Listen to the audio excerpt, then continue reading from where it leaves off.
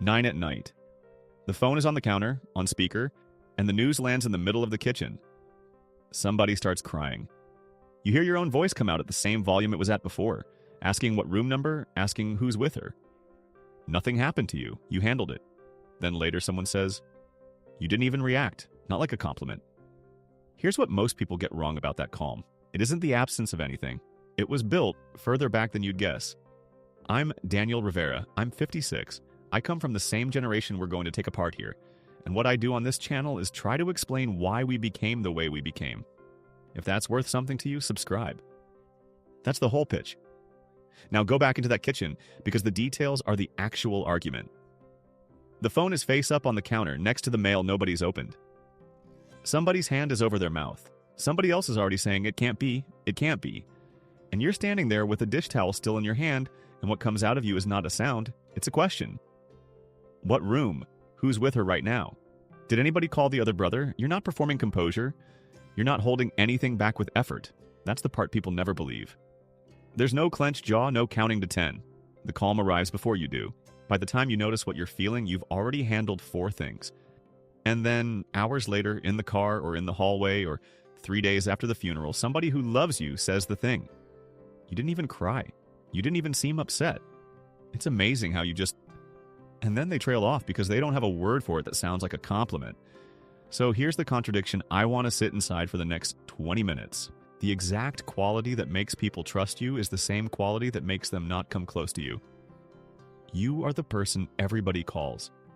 You are not the person anybody worries about. Those two facts feel like they should be related in a warm way. They're related in a much stranger way than that. And I want to be clear about what this video is not. This is not going to be 20 minutes of me telling you that you're secretly wounded. And your calm is a mask. It isn't a mask. I'm not interested in that story, and I don't think it's true.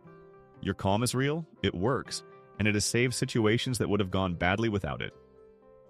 What I want to look at is where it was manufactured, what it bought you, and what it started quietly charging you somewhere around the time your parents got older, and your own body started sending mail. Let's go back. The first layer is generational, and it's got nothing to do with culture. It's about how information arrived. For our generation, bad news showed up without a warm-up. There was no text message the day before saying, hey, can we talk later? There was no forwarded article preparing you for a restructuring.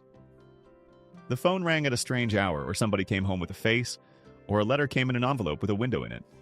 And whatever it was already fully formed by the time it reached you. Nobody workshopped it. Nobody softened the landing. Think about the television. Somebody in your house turned the television down before answering the phone. Every single time. Not because the call was private, because whoever picked up that receiver was about to become the calm one, and calm needs quiet to operate in. That's a small thing, and it's a whole education.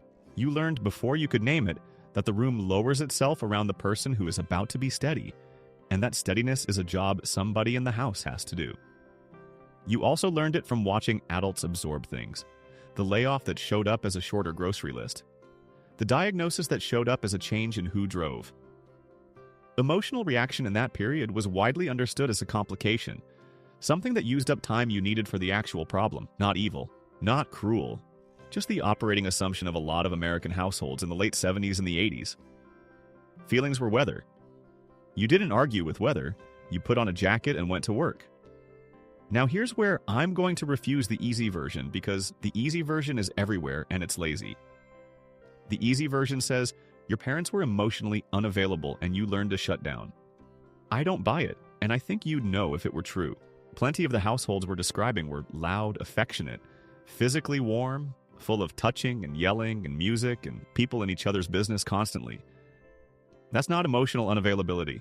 That's something more specific and more interesting. In a lot of those homes, feeling was completely allowed. At home. In the language of home, at full volume. What was not allowed was leaking it in front of the wrong audience. And that distinction is where the second layer lives. Because for a lot of Latino families in this country, composure was not just a temperament, it was a defense strategy with a specific enemy. The enemy was the assumption on the other side of the desk. The doctor deciding how much detail to give you. The teacher deciding whether your kid was a problem or a promise. The landlord deciding whether to fix it. The loan officer, the clerk, the officer at the traffic stop, the nurse at the front desk with the clipboard. In every one of those rooms, somebody was making a fast read on your family, and a lot of families understood, accurately, that the read got worse if anybody in the family got loud. Emotion in front of an outsider could be reclassified. Grief became hysterical. Anger became aggressive. Confusion became barely speaks English. A raised voice cost your family something concrete: worse information, slower service, a note in a file. So dignity in front of outsiders wasn't manners. It was risk management. Keeping your face flat in that office was an act of protection, and everybody in the house understood who was good at it. And this is where the cultural layer changes the actual mechanics, not just the flavor. In a lot of homes, composure wasn't taught as self-control. It was taught as loyalty. Holding steady in that room wasn't about you. It was about not handing anyone ammunition against your mother, your father, your family name. Which means your calm got wired into love, not into distance. That's a completely different circuit than the one the pop psychology version describes, and it explains something the pop version can't. Why your calm gets stronger the more you care about who's in the room. Now, the third layer. This one is not universal, and if it isn't your life, let it pass. Plenty of people have the first two and not this one. But if it is your life, it's probably the biggest of the three. In a lot of these families, one person got designated. Not by a conversation, by observation. Somebody noticed when you were maybe 11 or 14 that you didn't fall apart, and from that day forward, you were the one who came. You were the one who came to the appointment. You were the one who read the letter out loud. You were the one who stood at the counter while the person behind it explained something to you as if you were the adult. Because functionally, in that moment, you were. Maybe you translated words. Maybe you translated systems. Insurance, school districts, forms, deadlines. The difference between a bill and a notice. Maybe you didn't translate anything and you were just the kid who could sit in a hospital hallway for 6 hours without needing to be managed. There's an object that goes with this for a lot of people. A folder, an accordion file, or a manila envelope soft at the corners that lived in one specific drawer, and everybody knew which drawer. Papers, cards, a birth certificate, the folded letter from someone's employer, and at some point the person who carried that folder into the office was you. Here's what that taught, and it's precise. Whoever doesn't panic ends up holding the paperwork. Permanently. Nobody signs anything. It just transfers. And then there's the clipboard. Somewhere in your teens or 20s, you filled out a form describing somebody else's symptoms in your own handwriting. Pain level. When did it start? Any changes in appetite? And you sat there converting another person's fear into short factual answers in blue ink. Because that's what the form wanted. That's a hell of a thing to learn young. It teaches that your job in a crisis is transmission, not sensation. You are the cable. Cables don't have opinions about the signal. So let's be honest about what all three layers built, because I don't want to skip past it. They built something genuinely rare. You can lower your own heart rate in a room where everyone else's is going up. That's not a trick, and it's not repression. You've watched yourself do it. You know it's real. When the accident happened, you got the information. When the diagnosis came, you asked the follow-up question nobody else thought of. When the company announced the thing, you read the actual document instead of the email about the document. People have gotten better outcomes. Real, measurable ones. Because you were the one on the phone. Corporate America has spent the last decade running workshops trying to teach this. They've got a slide deck for it now. Resilience with a little mountain icon. You got it for free in a hallway at 14 from a family that could not afford for anyone to lose it in front of a stranger. So no, this is not a flaw. Let's throw that framing out permanently. But nobody tells you that a strategy can start charging interest. It doesn't send a notice. It just quietly changes the terms around year 30, and by the time you notice, it's been running on the new terms for a while. There are 3 costs. They don't arrive together. They arrive in order, and the third one is the reason I'm making this video. The first cost is the one you can verify tonight in about 30 seconds. Here it is. People bring you their emergencies. They don't bring you their concern. Run the test. Think about the last 12 months. How many times did somebody call you with something urgent? A decision, a crisis, a fight, a hospital, a money problem, a kid in trouble?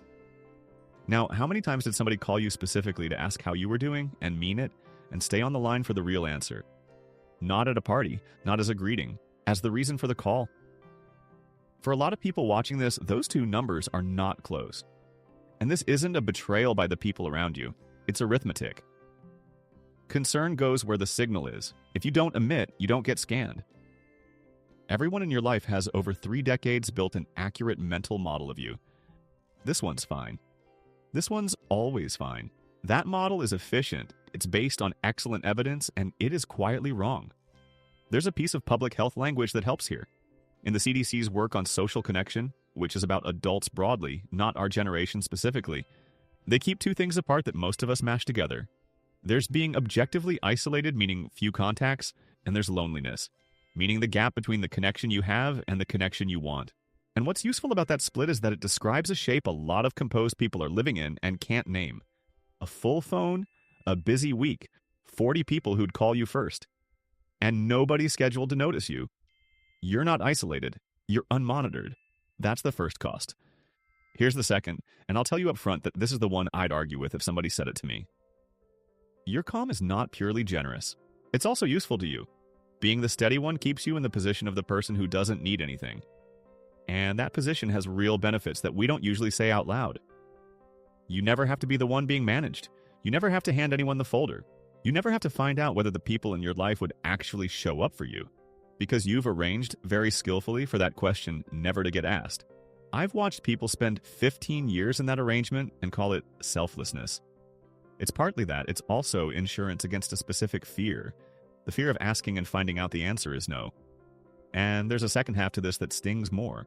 Your calm can take things away from the people around you. When you absorb the crisis before anyone else can get to it, you don't just spare them. You also remove their turn. Your sibling never got to be the strong one because you were already strong before they got their coat on. Your spouse never got to carry you because there was never a visible moment where you needed carrying. And your kids, this is the one. Your kids learned the volume of the house from you. If you never brought your panic to the kitchen, some of them concluded that panic doesn't go in the kitchen. So now they're 29 and they call you when the car breaks down, and they don't call you when they're scared, and you've been reading that as distance. It might be inheritance. That's the uncomfortable one. Sit with it as long as it's fair to and no longer. I'm not saying you did that on purpose, and I'm not saying it makes your calm a bad thing. I'm saying a strategy this powerful doesn't stay contained to the person running it. Now the third cost, and this is the one that's actually about your age instead of your personality. For most of your life, the calm was a switch. Something serious happened. You dropped into the flat voice, you handled it, and afterward. That night, that weekend, the following Tuesday in the shower. The feeling came through and you had it. Late, but you had it. Somewhere in the last decade, for a lot of people, that switch stopped being a switch. It became the default setting. The gap between feeling something and knowing you felt it stretched out. First it was hours, then a couple of days. Then, for some people, it stopped closing at all and events just pass. You went to the funeral. You handled the arrangements. You were excellent. And you're still waiting for it to hit, and it hasn't. And you've started wondering whether something in you is broken. Here's why that timing is dangerous now specifically, and not at 30. At 55, the incoming information changes category. It's not just other people's emergencies anymore. It's your knee. It's the number on the lab result. It's the tiredness that has now lasted long enough that calling it tiredness is a decision rather than a description. It's the shortness of breath on the stairs that you've explained to yourself 3 separate ways. And your system does to those signals exactly what it was trained to do with everything else. It flattens them. It asks the practical question, files them, and moves on. The same reflex that made you excellent in a hospital hallway makes you the person who reschedules their own appointment because somebody else needed the day. I want to name one number carefully and then leave it alone. In the 2017 AARP and National Alliance for Caregiving survey, close to 1 in 4 American adults is now providing care to an adult or a child with medical needs. And within the Latino caregivers in that sample, around 43% are also raising someone under 18 at the same time. Now, that figure is about Latino caregivers across all ages. It is not a measurement of our generation specifically, and I'm not going to stretch it into one, but it does describe a load, and it describes who's most likely to be standing under it. The person in the family who never seemed to strain. And there's a piece of research I keep coming back to. A qualitative study by Mendez Luck and colleagues with 44 Mexican origin caregivers. A small sample, deliberately deep rather than broad. What they found was that the ideal of the family that pulls together and the reality of the work can sit in the same house at the same time without contradiction. Everyone genuinely believes the family shows up, and the actual driving, the actual medication schedule, the actual phone calls are concentrated in 1 or 2 people. Both things are sincerely true at once, which means the family isn't lying to you when they say we're all in this together. They believe it. They just can't see the distribution because the person absorbing the difference never generates the data. So let me say the thing this whole video has been walking toward. Your calm was never the absence of feeling. That's the reading everyone in the room made, and it's wrong, and you've probably half believed it about yourself. Your calm is feeling that got converted into function. At some point early, in a house where a raised voice cost the family something, or in a hallway where somebody had to be the one who could talk to whoever was behind the desk, you learned to take fear and love and dread and put them through a machine that outputs useful questions. What room? Who's with her? Did anybody call? Those questions were never coldness. Those questions were the most tender thing available to you in that moment, said in the only dialect that was safe to use in front of strangers. You've been fluent in a language of care your whole life, and almost nobody around you learned to read it. So when your daughter says you didn't even react, she's not describing your interior. She's describing a translation failure. She's reading the output and guessing at the source, and she's guessing wrong, and it's not entirely her fault because you never published the key. You are not cold. You were careful in a way nobody could decode. Now, what do you do with that, if anything? Not a program. I'm not going to tell you to start expressing yourself because that's exactly the kind of advice that sounds good on a mug and does nothing on a Tuesday. Here's the whole suggestion. One person. 5 words. The next time you're in the middle of doing the calm thing, the phone call, the arrangements, the appointment, pick one person who's already in the room and add one sentence to what you were going to say anyway. Not a confession, not a conversation about your feelings. Just the sentence that reports the weather instead of hiding it. This is hard for me too. Or, I'm scared and I'm still going to handle it. Same voice, same volume. You don't have to change the register. You just have to let 5 words out of the machine unconverted. That's it. That's the whole thing. And if you read that and thought, no, that's a legitimate answer, and I mean that. There are rooms where composure is still the right call, and there are people in your life who genuinely have not earned that sentence. The only thing I'd ask is that it becomes a decision you make as the adult you are now, weighing this specific person in this specific room, instead of a rule that got installed in you at 14 and has been running unsupervised ever since. Keeping the calm on purpose is a completely different act than never having examined it. So, 9 at night, phone on the counter, the news lands, the room goes up, and your voice comes out at exactly the volume it was at before. Nothing about that scene has to change. That voice is going to get somebody the right room number, and somebody in your family is going to need that tonight. Let it work. The only difference is that now you know what's happening in that kitchen. You know that the flatness in your voice is not the absence of the thing. It's the thing, compressed, moving fast, doing what it learned to do in a house where it wasn't safe to arrive any other way. And you know that the people crying in that room are not stronger than you and not weaker than you. They're just legible. You've been the most caring person in that kitchen for 30 years in a language nobody in there speaks. Now I want yours, and I want the scene, not the summary. When was the first time you heard your own calm come out of your mouth and it surprised you? How old were you? Where were you standing? And what had happened in the 10 minutes right before? Give me the room. Give me the object, the folder, the phone, the counter, whatever was in your hand. And if you can't find a first time, if it feels like it was always there, say that instead, because that's an answer too. And honestly, it might be the more interesting one. I read all of it. It's where the next one comes from. And speaking of the next one, there's a flip side to this that I want to look at soon. Because a lot of people who stay level through the hospital, the layoff, and the funeral will then stand in their own kitchen and become genuinely furious at a jar lid that won't open. Or a website that logs them out. Something the wrong size. Everything that was supposed to come out during the real event shows up 2 weeks later, aimed at something stupid, and it's embarrassing, and it's not random at all. That's the other half of the same machine, and it deserves its own conversation.